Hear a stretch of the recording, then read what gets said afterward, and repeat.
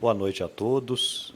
Eu serei muito breve, dado que dispõe de pouco tempo.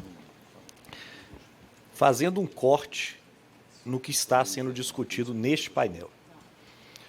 Não se debate aqui reforma da tributação da renda, que é um problema grave para o desenvolvimento do país. O Simples trava o crescimento das empresas, incentiva a sonegação, desestimula o desenvolvimento empresarial.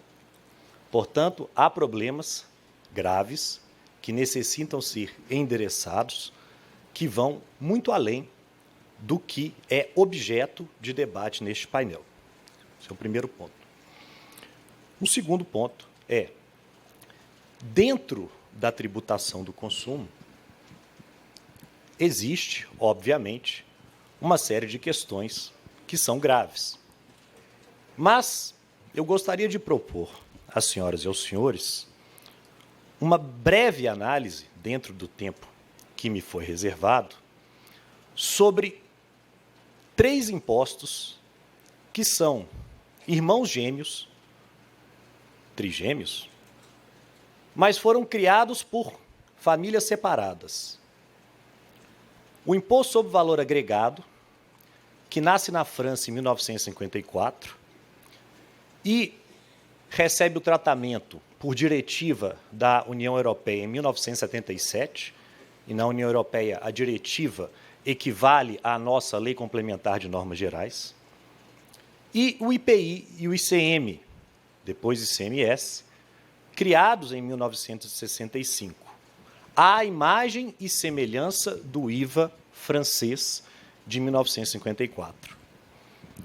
Do ponto de vista do texto constitucional, em 65, tanto o IPI como o ICM eram perfeitos, impostos não cumulativos, assim como o IVA, um imposto que se funda na neutralidade, um imposto que, no caso do IVA, incide no destino, mas aqui, no caso do ICM, incidia na origem. Uma falsa origem, porque, na verdade, de acordo com um estudo ainda não tornado público da Receita Federal, mas já protocolado no Tribunal de Contas da União, se nós considerarmos que as operações internas dentro dos estados geram ICMS no destino, se nós considerarmos que as exportações são imunes, logo o ICMS vai para o destino. O ICMS que está hoje no destino é apenas, ou na origem, melhor dizendo, é apenas a alíquota interestadual, porque o diferencial vai para o destino, ainda que a venda seja para não contribuinte. Portanto, mesmo essa diferença tão decantada entre IVA e ICMS relativamente à origem e o destino é uma diferença não tão relevante em termos arrecadatórios. 80% do ICMS, segundo esses critérios, está na origem. E o que houve na Europa? Tanto lá como aqui, não nos iludamos, existem pugnas entre fisco e contribuinte. Tanto lá como aqui, existe a tese do fisco e a tese do contribuinte. A diferença é que lá, quando as questões fundamentais relativas ao IVA chegaram à Corte de Justiça da União Europeia, que funciona como o nosso Supremo Tribunal Federal, são 28 nações, sob a égide de uma diretiva que, se desrespeitada, permite recurso à Corte de Justiça, que então dá a última palavra. Todas as vezes em que isso aconteceu, jamais a Corte de Justiça da União Europeia se esqueceu do princípio reitor do IVA, que é a neutralidade, que se manifesta pela sistemática não cumulativa de apuração, que pode ser imposto contra imposto, que pode ser base contra base, pouco importa. São regras de apuração secundárias, mas o princípio reitor é a neutralidade. Esse imposto não deve onerar o empresário, não pode onerar o empresário. Ele deve ser transferido na cadeia para ser suportado pelo consumidor final. E se em algum momento o empresário tiver crédito, ele tem que receber em dinheiro a restituição e não se submeter a uma espera infindável que é dificultada por normas infralegais feitas para exatamente retardar a devolução daquilo que é de direito do contribuinte. Portanto, lá, esse imposto, previsto como neutro, não cumulativo na diretiva, todas as vezes que foi desafiado pelos fiscos nacionais, foi mantido pela Corte de Justiça Europeia conforme a sua essência positivada na diretiva. E o que aconteceu aqui? Quando a não cumulatividade ou a neutralidade do ICM e do IPI foram desafiadas pelo fisco, optou o Supremo Tribunal Federal por restringir o crédito,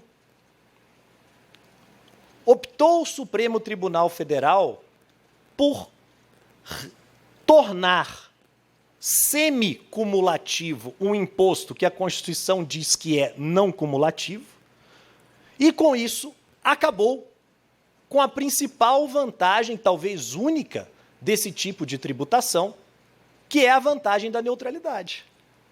Porque, se o tributo não vai ser neutro, se ele não vai onerar apenas o consumidor final, se ele será suportado pela cadeia produtiva, se ele descapitalizará o empresário, então é melhor que seja cumulativo ab início, com a alíquota mais baixa, porque a apuração é mais simples e a fiscalização idem. O que o Supremo fez, então, foi ferir de morte esse imposto ao, a meu ver, com ironia, data máxima vênia, não interpretar a não cumulatividade positivada na Constituição de acordo com um princípio que a fundamenta, que é a neutralidade. Ficamos aqui em uma discussão estéril, se não cumulatividade seria princípio ou regra. O fisco dizendo que é regra e por isso admite restrições, o contribuinte dizendo que é princípio e por isso tem que ser amplo. Não é nada disso. A ideia é que o tributo seja neutro. E os mecanismos técnicos devem viabilizar a neutralidade. Então vejam que interessante. Tributos que nasceram do mesmo pai e da mesma mãe, com a mesma redação, com o mesmo fundamento axiológico, se tornaram pessoas diferentes na maturidade. Aqui temos tributos semicumulativos, enquanto lá temos um tributo efetivamente não cumulativo. Daí vem o ponto. Como consertar isso? Temos as propostas de reforma tributária, que são soluções mais, digamos, radicais, pois refundam o sistema tributário. E temos uma outra possibilidade, a de reformas pontuais.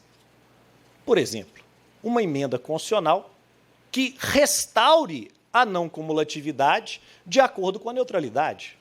Isso resolve o problema do Supremo Tribunal Federal, que o Supremo criou ao acolher equivocadamente a tese do fisco. Segundo ponto, a aprovação de uma súmula vinculante, porque precisamos dela, que vai declarar inconstitucionais todos os benefícios fiscais concedidos à revelia do CONFAS e vai colocar uma espada de Damocles sobre a cabeça dos governadores que tentarem fazer isso dali para frente, trazendo a ordem que o sistema precisa, pois não é possível conviver com uma renúncia fiscal inconstitucional de 200 bilhões, como o secretário Luiz Cláudio aqui disse. Terceiro ponto, tecnologia. De fato, o ICMS e o IPI de hoje são impostos antigos, mas que podem ter uma nova roupagem. A substituição tributária para frente foi criada pela ineficiência em se cobrar tributo de quem não queria pagar. É dizer, foi criada porque havia sonegação. melhor traduzindo. Hoje, com os mecanismos de fiscalização que a tecnologia nos propicia, é possível mapear com muito mais facilidade a sonegação, que cada vez mais deixa de ser uma escolha do empresário, como foi durante décadas no país, e passa a ser uma atividade verdadeiramente criminosa, a ser combatida não apenas pela fiscalização tributária, mas também pelo Ministério Público. Portanto, o que eu quero dizer com minha fala, e já encaminhando para o fim, antes que meu querido amigo Márcio Lima me peça para parar, e aqui faço uma parte apenas para descontrair, o Márcio Lima se mudou recentemente para o meu condomínio e, dada a nobreza e importância do Márcio, o meu apartamento imediatamente se valorizou em 30%, assim como todos os imóveis do condomínio. Mas fechando esse relevante parênteses,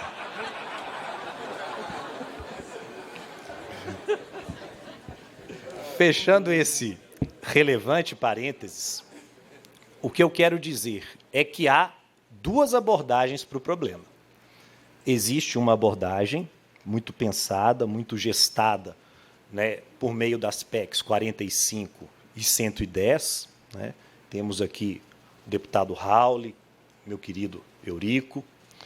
Temos abordagens, todavia, mais sutis, mais cirúrgicas, que podem resolver, sim, problemas pontuais e, quiçá, evitar que o fantasma de não saber quanto se vai pagar de tributo pelos próximos 5 anos, porque isso é o que toda reforma tributária estrutural traz em qualquer parte do mundo, e não é nenhum demérito para as propostas que estão na mesa, mas é uma consequência, a insegurança jurídica que uma nova conformação do sistema tributário traz, um sistema tributário em que o tributo é descrito como não cumulativo e a Suprema Corte permite que seja cumulativo.